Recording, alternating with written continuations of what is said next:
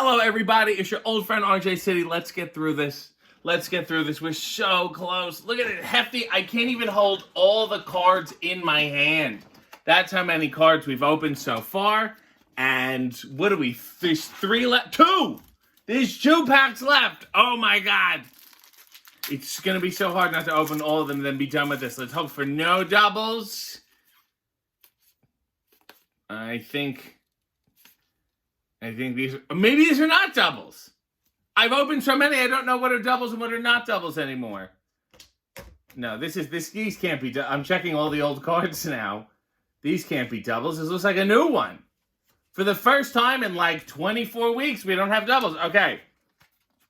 Rachel and Steve. This is titled Rachel Crawford. Very interesting. After a few tough years, things really brightened up for Harriet's sister Rachel. Sure, the Winslow household is a little crowded, but it's just like one big family. And then look at the spacing here. Look at this.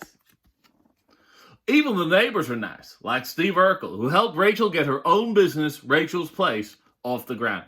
It's nuts to think that Steve Urkel, a teen or preteen boy, helped this adult woman run a restaurant. Here's Michelle Tanner, Burning Rubber, members of the Hells Angels. Michelle Tanner, bad for the environment. Michelle Tanner. She's a nursery school rock and roller. What are we, 90s here? Maybe late 80s? We can stop calling people rock and roller. She's a copycat. She's sometimes bossy, sometimes shy. She's Michelle, the youngest Tanner, and she's growing up fast. When the show started, she couldn't even walk or talk. Now she sleeps in a big girl bed, rides a tricycle, and even knows her ABCs. And boy, can she talk? Well, because they scripted her so heavily. It's weird that the motorcycle is small, but the jacket seems oversized. It's an odd choice. Moving on here, this one's called Busted. This is really, really Urkel-centric. And you see why, Harriet Winslow got upset. Eddie needs money fast. Here, Steve Urkel tells little Richie that he's got just the answer. The Urkel touch. He's telling the child that he's got the Urkel touch. Why is Steve Urkel so industrious and business-minded? But Urkel doesn't exactly have the Midas touch when it comes to money. He takes Eddie to a secret gambling casino that, you guessed it, gets busted by the police. This fucking guy was in a machine that changed him into a handsome person. He went to fucking space. Somehow, he wrestled the bushwhackers, and somehow him being connected to an illegal gambling ring is the least plausible of all. What are we doing here? Who's writing this? And this one's called One Last Kiss. There's Jerry with a fun sweater of hands. And John Stamos just wailing away on the guitar. Dave Coulier probably wore this in his personal life, too. It's a good icebreaker. Jesse is rehearsing music for a new commercial with Joey. I loved in the sitcom history, how many people were jingle writers? And rehearsing his wedding vows with Rebecca. He's got a lot on the go. When an old girlfriend turns up with a real blast from the past. He did some fucking in his day. He's reaping what he sowed. All of a sudden, Jesse has cold feet about settling down. Don't blame him, because Lori Loughlin turned out to be. Meanwhile, Stephanie is planning a surprise birthday party for who else? The family dog. A lot of shit going on in that episode. I wish they would the caption should stick with what's going on in the card. Here we go.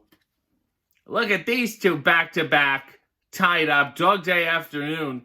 When a crook gets upset at Larry for writing about him in a newspaper story, he decides to, quote, get even by taking Bulky and Larry prisoner in the newspaper office. Tied up in a chair, the two cousins are left with no choice but to work as a team, using their combined brain power to get out of this mess. I also love, anyone tying, always had this kind of rope. This is the only rope you could find if you needed to tie someone up. There's no other rope available. There's no tape. There's no nothing.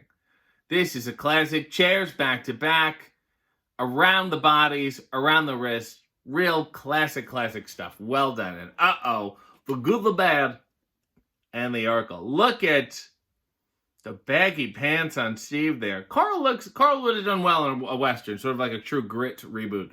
Steve's not the only one who has fantasies on the show. Here, Carl dreams that he's the sheriff of a western town, and Urkel is the dreaded outlaw, Two Gun Urkel. All the other Winslow family members appear in the dream. Here, Two Gun and the sheriff meet for the final showdown. It's a good device, to have, to get into parodies like that. Just like, let him have a dream.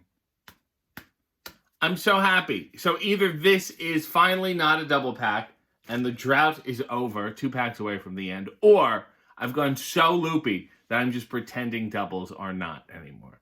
Who's to say? God bless Two Gunner.